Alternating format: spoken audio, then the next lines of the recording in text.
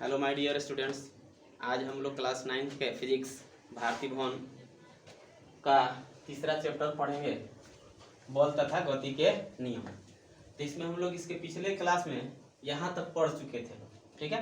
यानी कि बल के प्रकार, स्पर्श बल तथा दूरी पर क्रिया बल, ये सब हम लोग क्लियर कर चुके हैं। आज हम पढ़ना है गैलीलियो के प्रयोग।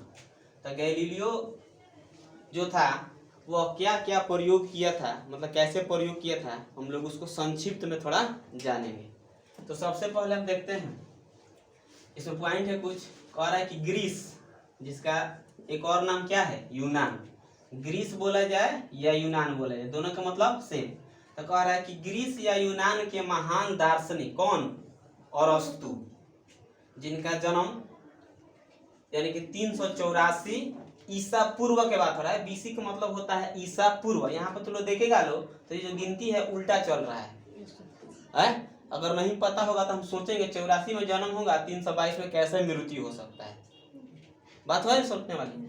तो लेकिन यहाँ पर देखेगा लो 384 के बाद क्या आएगा, 383, 383 के बाद क्या आएगा, 382, ऐसे यानी उल्टा चलता है गिनती। कब, ये बीसी में का मतलब होता है, तब ये आ जाएगा 322, यानी कि ये ईसा पूर्व का मतलब हो गया जब ईसा मसीह का जन्म नहीं हुआ था उसके पहले का ये सन है, ठीक है। और जब ईसा मसीह का जन्म हो गया उसके बाद ईसवी हो गया, तो वहां से 1 2 3 4 आगे आगे मतलब बढ़ते चला गया। बात समझ रहे हैं। तो ये जो अरस्तु का जो जन्म है वह ईसा मसीह के जन्म के बहुत पहले की बात है, यानी कि उसके पहले ये बीसी चलता था, यानी कि ईसा पूर्व जिसको हम कहते हैं।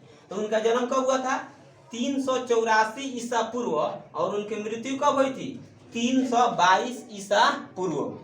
तो वही कह रहा है कि ये जो अरस्तु हैं कहाँ के रहने वाले हैं, ग्रीस या यूनान कह सकते हैं। जैसे कि हमारा देश भारत है, इंडिया भी कहते हैं, हिंदुस्तान भी कहा जाता है। इसी प्रकार ये ग्रीस है, इसको यूनान भी कहा जाता है। तो ये कहाँ के रहने वाले अरस्तु थे, यूनान या ग्रीस देश के रहने वाले थे। अब कह रहा है देख लो, ग्रीस यूनान के महान दार्शनिक अरस्तु का विचार था कि किसी वस्तु को विराम में बने रहने की स्वाभाविक प्रवृत्ति होती है। बात समझ में, यानी कि जब भी कोई वस्तु है वो हमेशा क्या चाहती है कि विराम में रहे, यह इसका गुण होता है, यह इसका स्वाभाविक प्रवृत्ति होता है। कौन कह रहा है, अरस्तु कह रहे हैं कि कोई भी वस्तु है उसको विराम में रहने की स्वाभाविक प्रवृत्ति होती है, वह विराम में रहना चाहती है, किंतु वस्तु को एक समान गति में बनाए रखने के लिए बाहरी अचर बल की जरूरत होती है।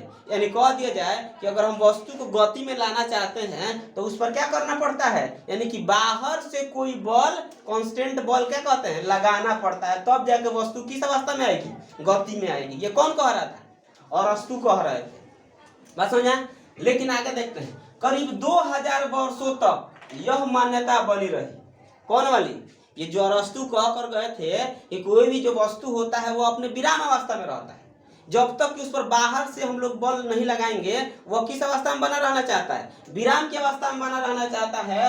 यह करीब करीब 2000 वर्षों तक सभी लोग इसी को मानते रहे, जब तक कि इटली के महान वैज्ञानिक गैलीलियो गैलीली ने इस मान्यता पर प्रश्न चिन्ह नहीं लगाया।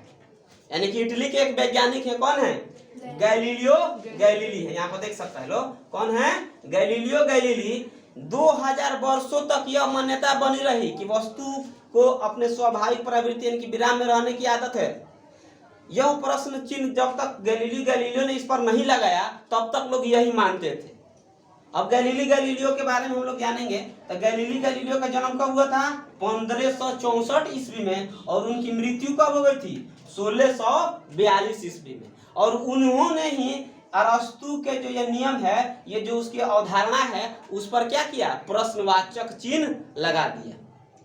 किसने, गैलीलियो गैलीली ने। कब, ये मतलब इनका जो ये नियम दे दिए थे, ये अपना विचार रख दिए थे उसके 2000 वर्षों के बाद। अब आगे चलेंगे तो हमें गैलीलियो का कुछ प्रयोग मिलेगा। जैसे कि हम लोग ढालू देखा है, ढालू समझता है, जो बचवा नहीं सरकता है ऊपर से, जैसे स्कूलों को लगा रहता है कि ऊपर से बैठा जाता है तो नीचे क्या होता है, फट से सरक जाता है। ठीक है।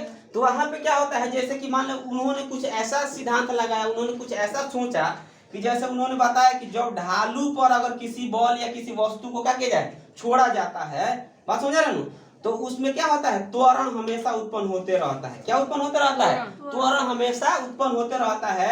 यानी कि यहाँ से इसके गति में तेजी आएगा कि कमी आएगा? तेजी आएगा, यानी कि बढ़ेगा। लेकिन फिर उन्होंने कहा कि जब दूसरा, यानी कि यहाँ पर देख लो ऊपर की तरफ बात हो रहा है, यानी कि ऊपर की तरफ वस्तु को मतलब फेंका जाता है इस पर से, यानी कि ढालू को ऊपर की तरफ भेजा जाता है, तो वहां पे इसका जो गति है उसमें मंदन आता है। मंदन मतलब कौन चीज? कमी, यानी कि हमेशा ही कमी होती रहेगा। मान लो यहाँ से यहाँ थोड़ा सा स्पीड फेंकेंगे, धीरे जाके उसका गति क्या हो जाए, कम हो जाएगा, उसका चाल क्या हो जाए, कम हो जाए। बात समझ रहे ना। लेकिन उन्होंने कहा कि अगर इसमें, अगर इसी को, जैसे ढालू वाला है, यहाँ पर ढालू ऊपर चढ़ रहा है, अगर उसी को अगर हम समतल लेवल पर लेकर चले, यानी कि समतल तल पर अगर इसको रखा जाए, जैसे कि मान लो यहाँ पर कोई वस्तु रख दिया जाए और इसको गति में कराया जाए, तो ना ही उस पर त्वरण होना चाहिए और ना ही उस पर कोई मतलब उसके गति को मंदन करने वाला कोई वस्तु है, इस पर कोई अवरोध करने वाला है। यानी कि यह उन्होंने निष्कर्ष निकाला, किन्होंने? गैलीलियो ने यह सारा प्रयोग किया।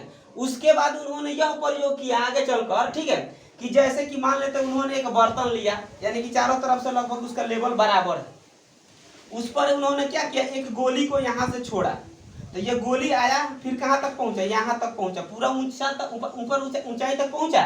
नहीं पहुंचा। इसका ऊंचाई तक नहीं पहुंचने का कारण क्या है? यानी कि इसमें घर्षण, क्या लगा?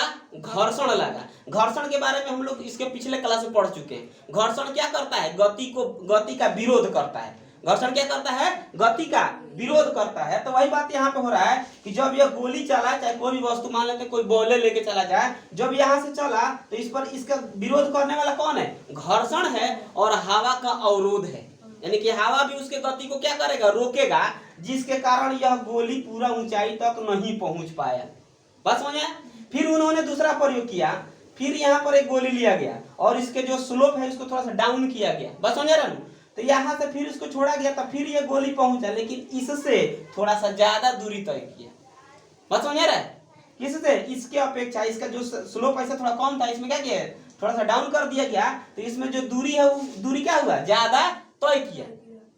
फिर क्या किया गया, इसको क्या किया, पूरा सीधा कर दिया गया ऐसे, यानी कि जो स्लोप था पूरा डाउन कर दिया गया, और उसके बाद यहाँ पर गोली को छोड़ा गया, तो यहाँ पर गोली क्या हुई, गति की अवस्था में बनी रही। बात समझ में आया? तब उन्होंने कुछ ऐसे प्रयोग करते करते एक निष्कर्ष पर पहुंचा, जो जैसे कि मान लेते हैं वस्तु को जो वो निष्कर्ष कर रहे थे, मतलब अपना सिद्धांत वगैरह को प्रतिपादित कर रहे हैं, तो वही प्रयोग करते करते उन्होंने क्या किया था, जड़त्व का नियम दिया था। जड़त्व का नियम दिया था। तो जैसे कि मान लेते हैं कि जड़त्व का नियम का जो प्रतिपादन है वो किसने किया था? गैलीलियो ने किया था। अब बात यह है कि जड़त्व, तो जड़त्व होता क्या है, यही से हमें मिलेगा कि जैसे कि मान लेते कोई वस्तु अगर गति में है तो गति में रहना चाहती है, विराम में है तो विराम में रहना चाहती है, जब तक कि इस पर कोई बाहर से असंतुलित बल नहीं लगाया जाए। बात समझ रहे हैं? तो यह नियम किसने दिया था? गैलीलियो ने दिया था। अब आता है जड़त्व। तो जड़त्व होता क्या है? तो जड़त्व के मतलब होता है कि जैसे कोई वस्तु हो गया, उसकी गति में परिवर्तन हो रहा है, उसकी अवस्था में परिवर्तन हो रहा है, उसी का यह क्या करेगा? विरोध करेगा। बस समझ रहे हैं? हम इसको विस्तार पूर्वक इसके आगे पढ़ेंगे, इसका टाइप भी पढ़ना है। तो जड़त्व कितने प्रकार कहेंगे? दो प्रकार। एक होता है गति का जड़त्व, एक होता है विराम का जड़त्व।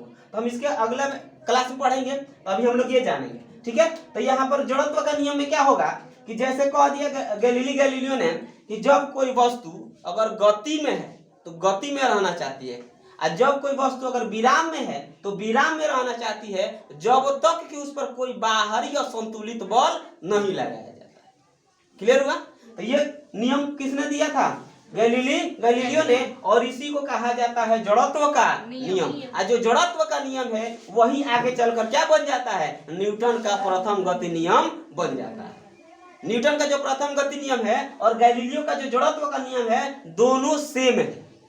बात समझ रहे हैं? यानी कि यही नियम वहां भी पढ़ना है और यही नियम यहाँ भी पढ़ना है, सिर्फ नाम चेंजिंग हो जाता है, लेकिन दोनों का डिफिनीशन सेम है। अगर डिफिनीशन देना चाहते हैं, अगर हम बता दें, अगर कोई पूछ भी देता है कि जड़त्व का नियम क्या है, तो हम क्या बताएंगे? अगर इसमें बताना चाहिए तो सरल रेखा है, यानी कि सरल रेखा पर यदि कोई वस्तु गति में है तो गति में रहना चाहती है, विराम में है तो विराम में रहना चाहती है, जब तक कि उस पर कोई बाहरी असंतुलित बल नहीं लगाया जाए। बात समझ आ रहा है? जैसे कि हम लोग किसी वस्तु को फेंकते हैं तो कुछ दूरी पर जाकर रुक जाता है, इसका कारण क्या है, ऐसा क्यों होता है? तो ऐसा इसलिए होता है कि पृथ्वी भी उसको अपनी तरफ क्या करती है, खींचती है, और हवा का विरोध होता है, हवा भी उस पर अवरोध उत्पन्न करता है, हवा भी उसको क्या करता है, रोकता है ना, और उस पर घर्षण बल लगता है, जिसके कारण कुछ दूरी तक जाकर वस्तु क्या हो जाती है, विराम अवस्था में आ जाती है या रुक जाती है। अगर इस सारी चीजों को हटा दिया जाए और उसके बाद हम बॉल को फेंक दें तो बॉल अनंत दूरी तक जाकर, मतलब अनंत दूरी तय करेगा, वह जाकर जल्दी से रुकेगा नहीं।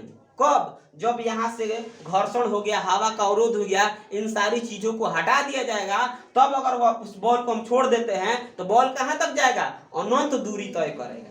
बस समझ रहे, यही इनके कहने का मतलब है। अब आगे बढ़ते हैं गैलीलियो गैलीली के बारे में। यहाँ तक सबका क्लियर हो गया?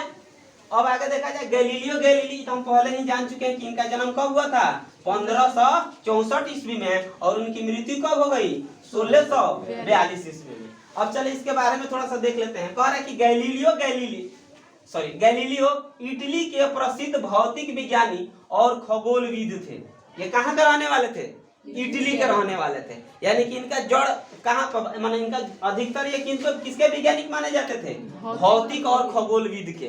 ठीक है, उन्होंने ही सर्वप्रथम प्राकृतिक घटनाओं के अनुसंधान के लिए प्रायोगिक विधियों का प्रयोग किया। यानी कि प्राकृतिक जितनी सारी प्राकृतिक घटनाएं होती है उनका प्रायोगिक विधियों का उपयोग सबसे पहले किसने किया था, गैलीली ने किया था। अब देखो अगला पॉइंट क्या कह रहा है कि उन्होंने गिरती हुई वस्तुओं के नियमों का पता लगाया और जड़त्व के नियम को स्थापित किया। यहाँ पर हम लोग देखे थे कि जड़त्व का नियम किसने दिया था, गैलीली ने दिया था। और क्या कह रहा है कि जैसे कोई वस्तु ऊपर से नीचे की तरफ गिरती है, वह किस कारण गिरती है, उन सभी चीजों का पता किसने लगाया, गैलीलियो ने लगाया, और इसके लिए बहुत सारे नियम भी दिए। ठीक ना, यानी कह रहा है कि उन्होंने गिरती हुई वस्तुओं के नियमों का पता लगाया और जड़त्व के नियम को भी स्थापित किया। आगे देखा जाए, कह रहा है गैलीलियो ने दूरबीन का आविष्कार किया। किसका आविष्कार किया, दूरबीन समझ में आता है ना, यानी कि दूर वस्तुओं को देखने के लिए जिस प्रकार के यंत्र का हम लोग प्रयोग करते हैं उसे क्या कहा जाता है, दूरबीन कहा जाता है।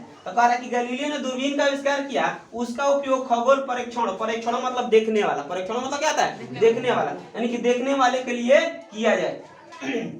और देखियो कह रहा है गैलीलियो कोपरनिकस के प्रतिपादित पृथ्वी सूर्य परिक्रमा संबंधित सिद्धांत के सक्रिय समर्थक थे, जिसके चलते उन्हें कई बार यातनाएं भी सहनी पड़ी। यानी ये कोपरनिकस है, ये कोपरनिकस जो है वह भी एक वैज्ञानिक है, उनके द्वारा पृथ्वी संबंधी यानी कि पृथ्वी पर और सूर्य परिक्रमा संबंधी कुछ सिद्धांत दिए गए थे, उनका ये समर्थक कर रहे थे। कौन, गैलीलियो उनका समर्थक थे। किनका, कोपरनिकस का ये समर्थन थे, जिसके चलते उन्हें बहुत बार क्या करना पड़ा था, बहुत सारी यातनाएं परेशानियों का सामना करना पड़ा था। ठीक है, अब चल आगे देखते हैं पर विभिन्न वस्तुओं को ऊपर उछालने पर उनके नीचे गिरने का कारण, यानी कि जैसे हम किसी वस्तु को ऊपर की तरफ उछालते हैं तो वह किस कारण नीचे गिर जाता है, इसके हम लोग पिछले क्लास में पढ़ चुके हैं। इसके बारे में थोड़ा सा रिवीजन करते हुए आगे बढ़ते हैं, लेकिन अब देख लेते हैं। कह रहा है जैसे कोई वस्तु हम लेते हैं उसको ऊपर की तरफ उछाल दिया जाता है तो वस्तु कुछ ऊपर दूरी तक जाता है, फिर वहां पर क्या होता है,